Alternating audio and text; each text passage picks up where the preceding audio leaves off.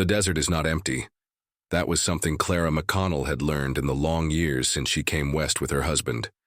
At first glance, the land looked like a flat eternity, sand stretching toward horizons so distant they might as well have been the edge of the earth.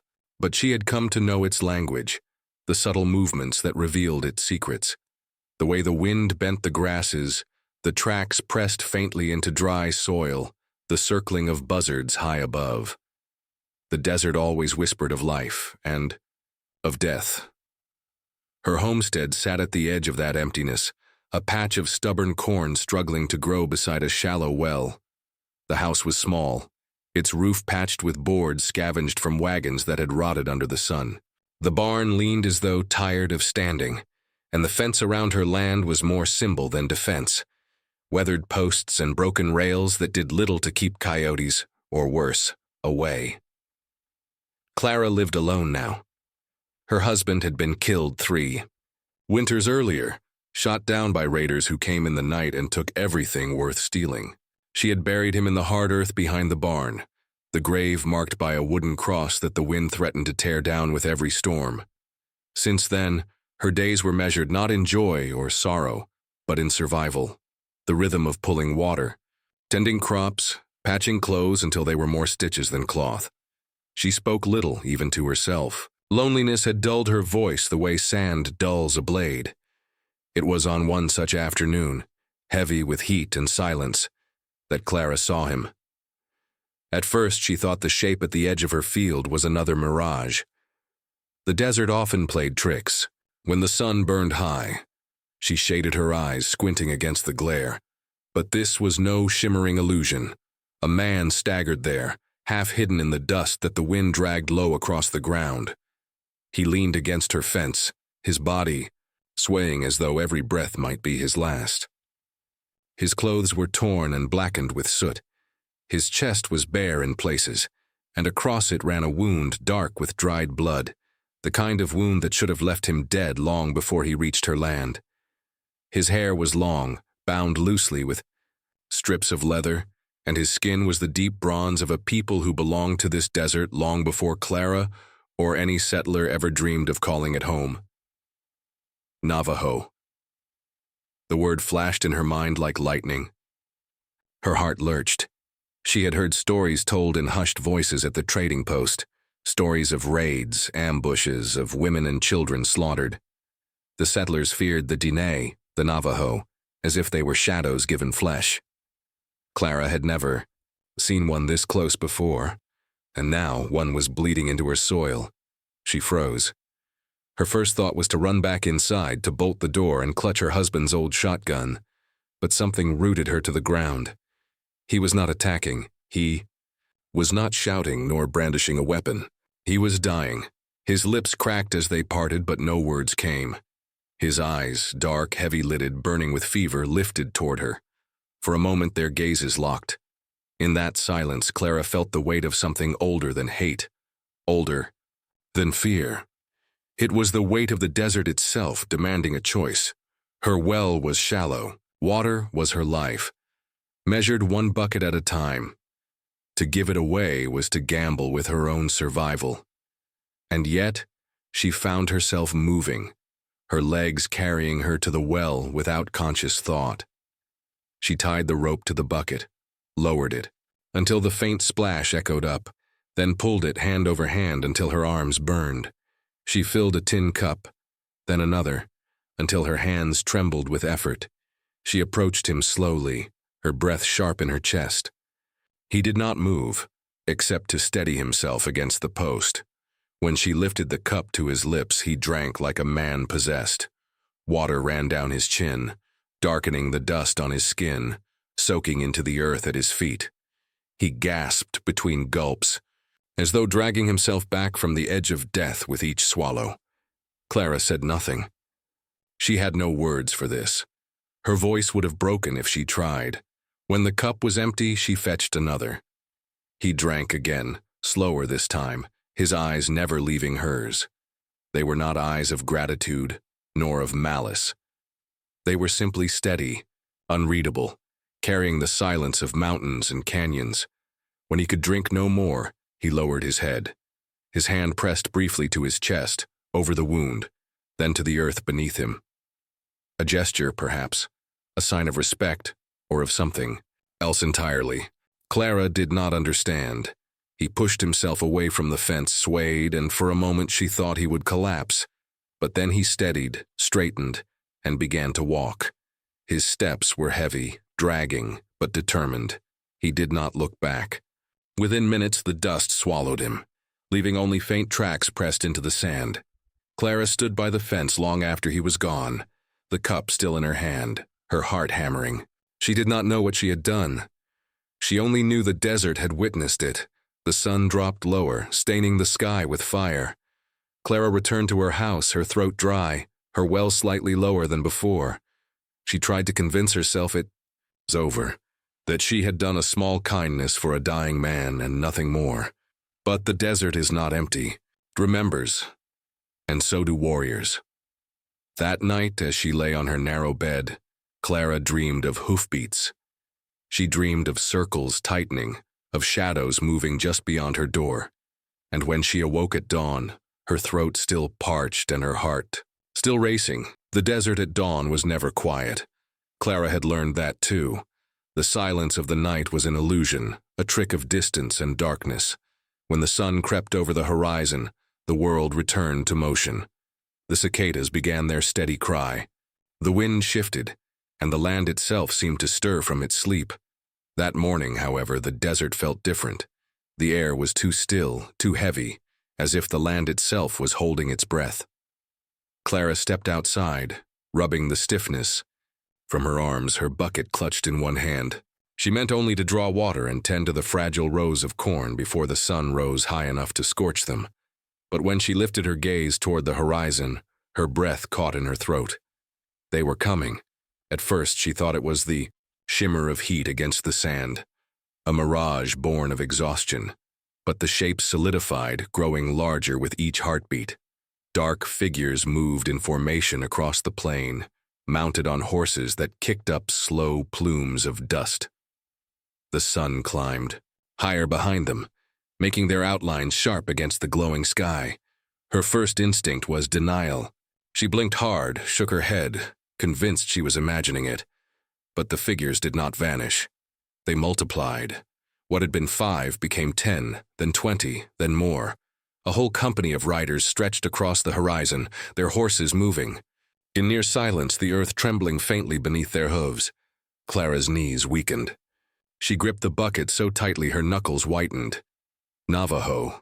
There was no mistaking them now. The riders carried themselves with a stillness that spoke of discipline and purpose. Some bore long lances decorated with feathers and horsehair.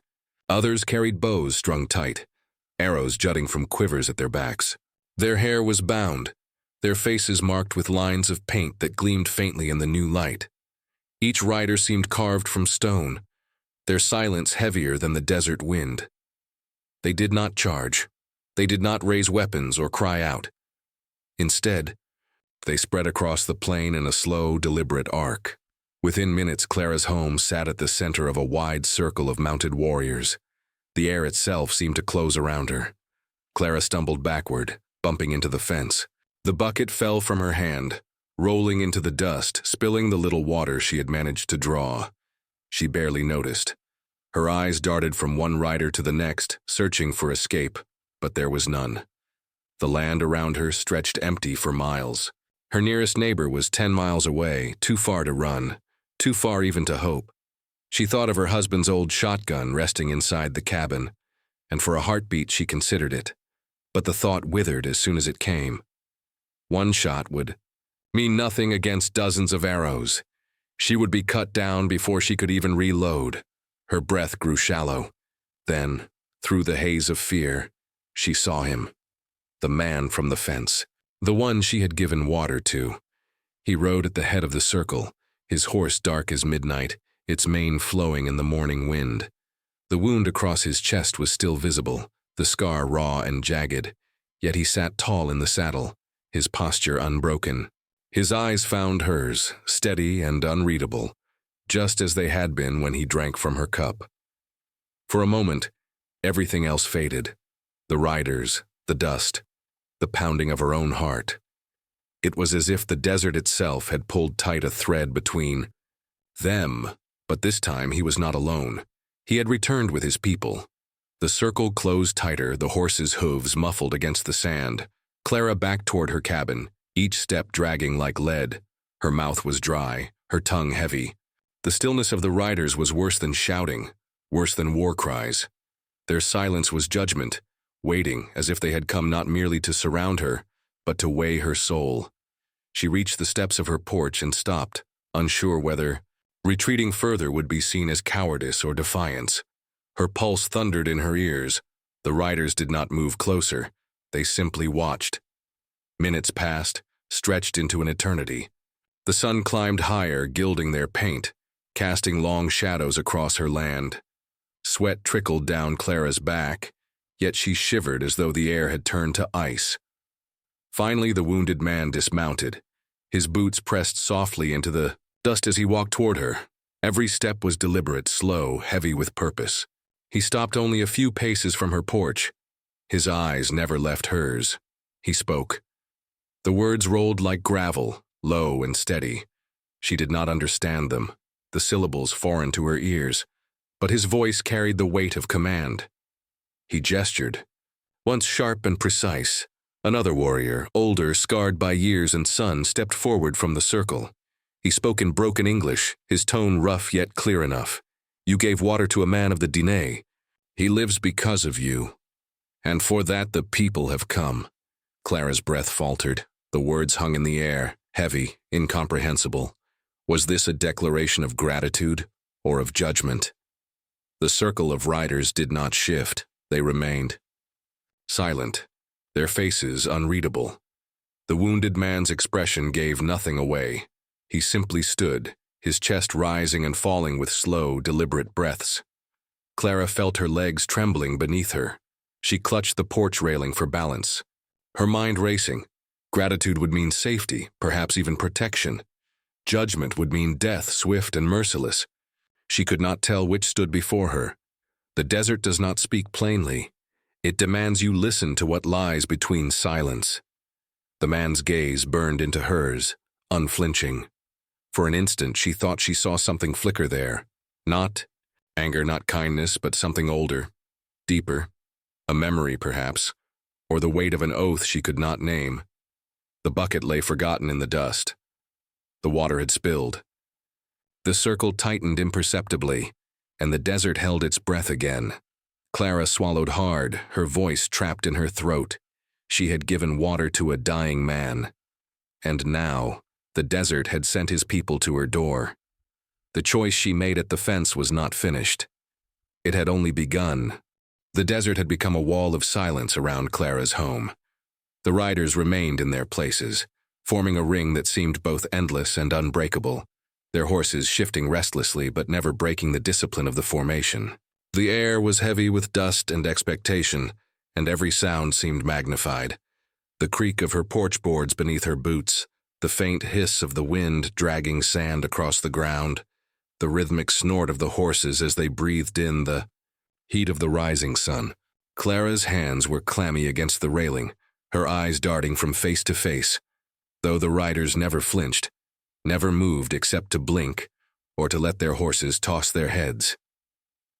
The wounded man stood before her, his scarred chest bare, the skin puckered and raw where the desert had tried to claim him.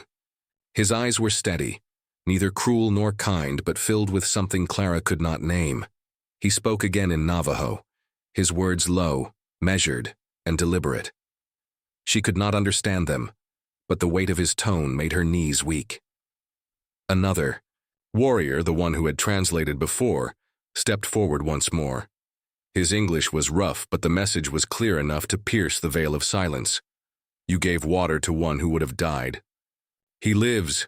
The people see. The words struck Clara like a hammer. They were not thanks nor condemnation. They were something else, something suspended between mercy and judgment, a declaration that the desert itself had witnessed her act and demanded it be answered. Her throat tightened, her voice stuck fast behind her teeth. She wanted to ask why they had come, what they wanted from her, but fear pressed her tongue like iron. The circle shifted slightly. A few riders dismounted, their moccasins whispering against the dust as they approached, moving like wolves testing the air. One carried a lance wrapped in horsehair that fluttered softly in the breeze. Another had a bow, strung tight, an arrow already fitted to the string, though he did not lift it. Their eyes were sharp, assessing her, studying her as if she were no different from the dry soil or the cracked boards of her house. Clara's breath caught in her chest, her heart pounding so loudly she feared they would hear it. Her instinct screamed to run inside, to grab her husband's old shotgun and bolt the door. But another part of her, the part that had carried the bucket to the wounded man's lips, knew how foolish that would be. A single shot would mean nothing against them. One trigger pulled would summon a storm of arrows, and she would die before the echo faded. So she remained where she was, rooted to the spot, her fingers clinging to the wood of the railing as though it might anchor her against the tide of warriors. The wounded man raised his hand, and at once the circle seemed to pause. The riders stilled. The few who had stepped forward halted where they stood. His hand, though scarred and trembling faintly from the wound that still marred his chest, carried the authority of command. Slowly, he turned his gaze from her to the well that sat beside her cabin. He gestured toward it, then back to her. For the first time, he spoke words in broken English himself. His accent was heavy, his voice graveled by pain, but she understood him clearly enough. Water. For all. The words hung in the air like a death knell. Clara's heart plummeted. Her well was shallow, fragile even in the best of seasons. She had rationed every drop for months, pulling just enough to keep her corn alive and her own body from drying into the dust.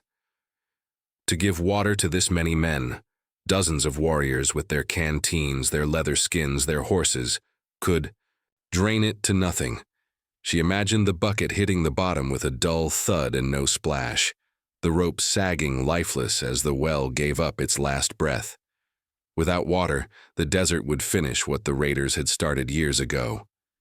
It would take her slowly, parching her lips, cracking her skin, leaving her bones to bleach beside the grave of her husband.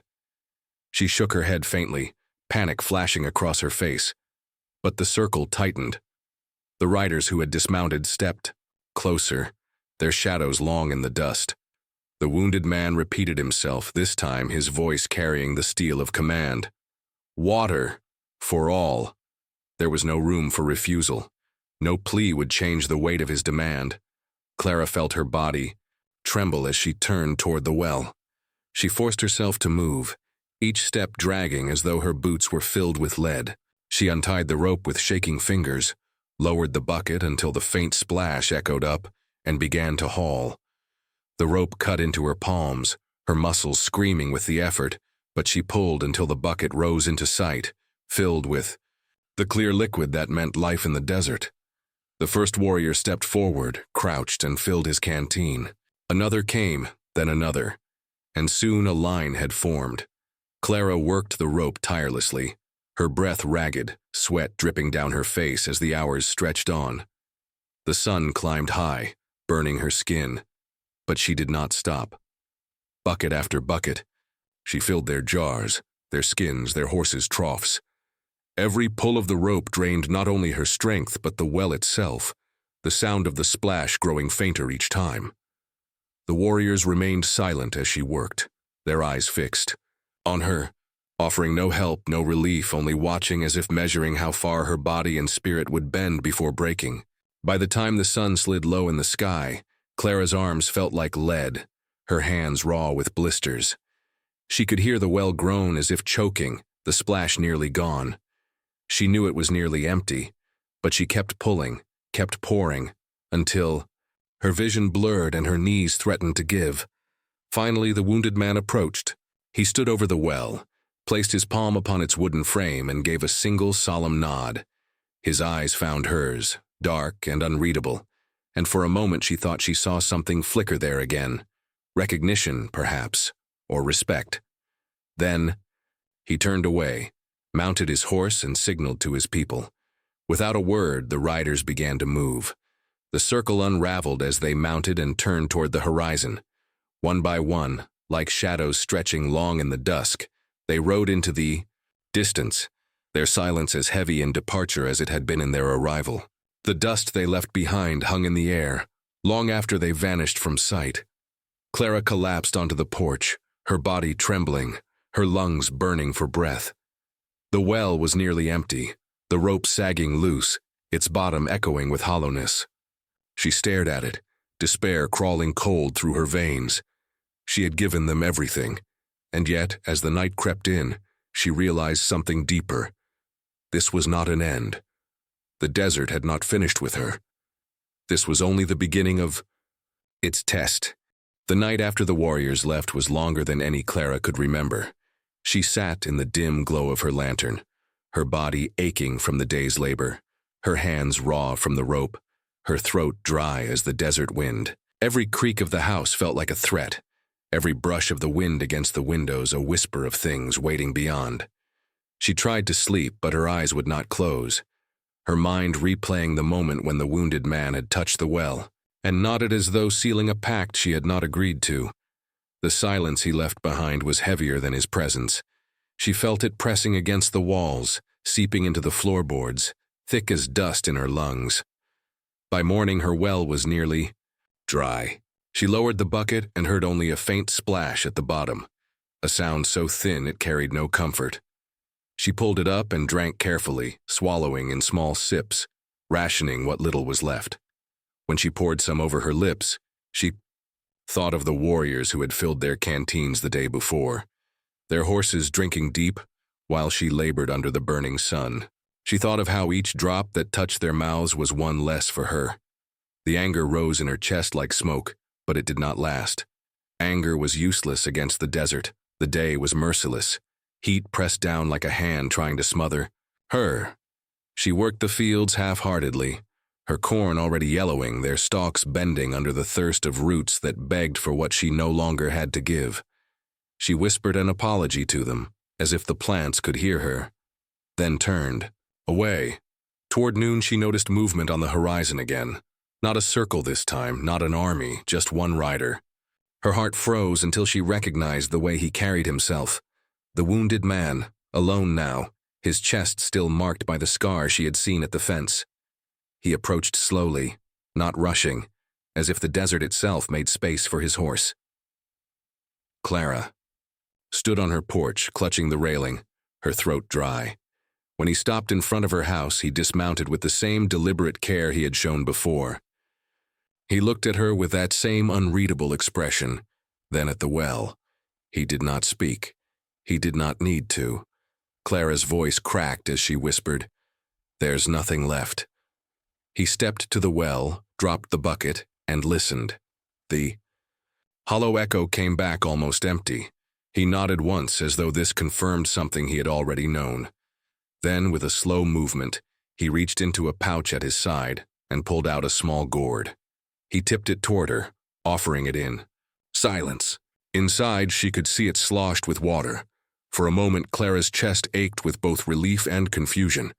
Was this repayment? Was this some gesture to return what had been taken? She took the gourd carefully, her hands trembling. The water inside was cool, cleaner than what her shallow well could offer. She drank deeply, her throat grateful even as her mind swirled with unease.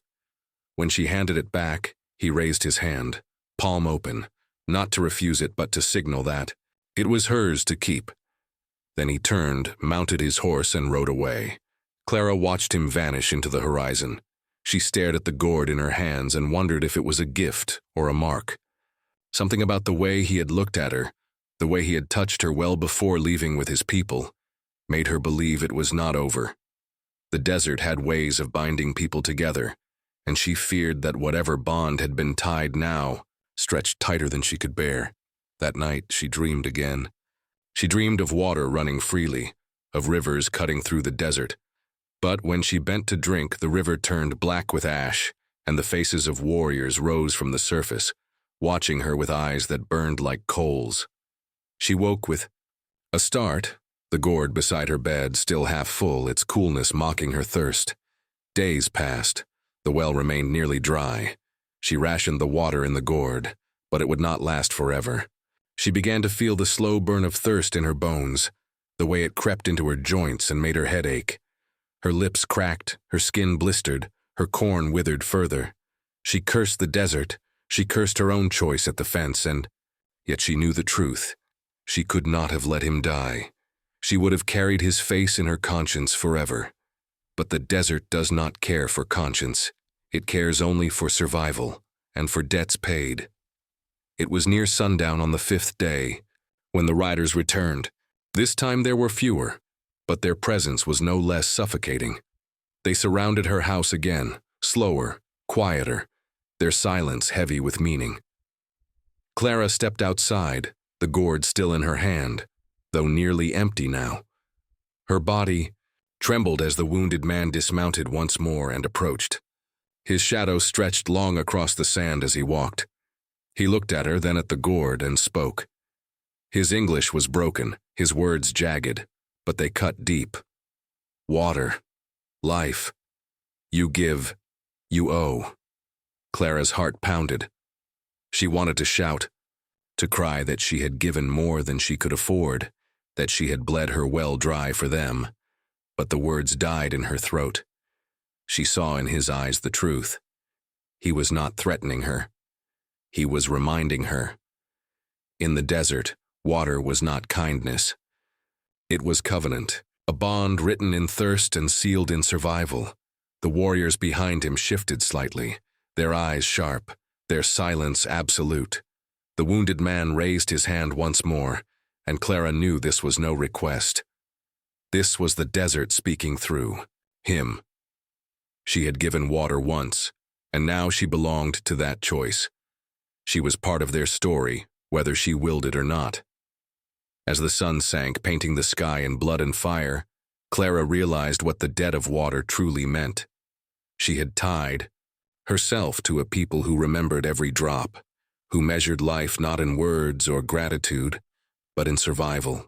And survival was a currency that demanded more than she was ready to pay. When the riders vanished again into the growing night, she stood trembling beside her empty well. The gourd clutched to her chest, and understood with terrible clarity what she thought had been mercy was only the beginning of a bargain, one the desert itself would see fulfilled. The morning broke slow, bleeding pale light over the charred remains of what once was a quiet homestead. The wind moved through the canyon like a restless spirit, carrying with it the acrid scent of smoke and the metallic whisper of blood left in the soil. Her house, the one she had built board by board with the stubbornness of a frontier woman, was no longer a home. It was a ruin, a blackened skeleton that seemed to lean toward the earth, tired of standing. Yet she stood still, upright among the ashes, like a shadow that refused to vanish with the fire. She was no longer just the widow who had once given water to a wounded Navajo. She had become something else, harder, quieter, a living reminder that choices are never washed away, only carried forward. Behind her, the canyon echoed with the memory of screams, gunshots, and the low rumble of war cries. Her ears still rang with it, though silence now pressed heavy on the land. Her eyes, red from smoke and sleeplessness, searched the horizon for any sign of movement. She had seen enough to know that survival was not victory. It was only the beginning of a new burden. The Navajo warriors had left her alive, not out of mercy, but because she had earned something rare in their eyes. She had stepped into their storm, given water when death was easier, faced their judgment when running was wiser. And now, whether she wanted it or not, she carried their mark. She had been tested, and though she could not tell if she had passed or failed, she knew she could never again return to the life she once lived. Her hands shook as she picked up the last rifle from the dirt, its barrel blackened by smoke. She pressed the stock against her shoulder, not to aim, but to feel the weight of it. The weight of every choice, every drop of water, every drop of blood. Around her lay the evidence of the night's battle. Arrows cracked against stones, bullet shells glinting faintly in the morning light, a trail of footprints leading into the desert where the warriors had vanished before dawn. She should have felt relief that it was over. Instead, her chest ached with an emptiness worse than fear. The land had taken everything from her, and in return, it had left her standing alone, with only the ghosts of both the living and the dead. The sun rose higher, spilling gold across the canyon walls. That was when she saw him. The wounded Navajo she had once given water to emerged from the shadows of the rocks, walking with the slow, deliberate steps of a man who knew he was no longer entirely in this world. His bandages were stained dark, his skin pale beneath the dust, but his eyes carried the same fire she had seen that first day. He stopped a few paces from her, his breath shallow but steady. For a long moment, neither of them spoke. Finally, his voice came, low and rough, each word dragged out like it weighed as much as the desert itself. "You lived." She swallowed hard, her lips dry, and forced the word past her throat. "So did you." A silence stretched between them, not empty but heavy with everything unsaid. He looked at the ruins of her home, then back at her. His jaw tightened, and for the first time, she saw not a warrior, not an enemy, not even a man, but a survivor bound to her by something deeper than blood or vengeance. "You carry fire now," he said, tapping his chest with a trembling hand. Then, pointing to her, "Fire that never leaves." Her eyes burned with tears she refused to shed. She wanted to ask why. Why had his people come? Why had they surrounded her, tested her, spared her? But deep down, she already knew the answer. This land was not built on fairness. It was built on debts that could never be paid, on the endless circle of harm and survival. She had stepped into that circle the moment she gave him water. He turned, stumbling slightly, and began to walk back toward the desert. She could have called out, could have begged him to explain, to stay, to tell her what all of this meant, but the words never came. She understood that his path was not hers to follow, just as hers was not his to carry. When his figure finally disappeared beyond the rocks, she stood alone again in the ruins. But the silence felt different now. Not empty, not heavy, just final. She lowered the rifle and let it drop to the ground. Her hands no longer shook. Instead, she walked to what was left of her doorway, where the smoke still curled faintly upward. She placed her palm on the scorched wood, closing her eyes. The fire had taken her past, but it had also burned away everything that kept her tied to it. Ahead of her lay only the vast, unbroken desert, waiting with its endless promise of hardship and its rare gift of freedom. As the sun climbed higher, she stepped away from the ruins and began to walk. Her boots crunched over ash and stone, her shadow stretching long behind her. She did not look back, because in the West, looking back was the one thing that always killed a soul faster than any bullet. And so she walked into the horizon, not as the widow who had once given water, not as the woman who had stood alone against warriors, but as someone reborn in fire, carrying the unspoken truth that mercy and violence were twin flames, and she had touched both. The land would never forget her, and neither would she.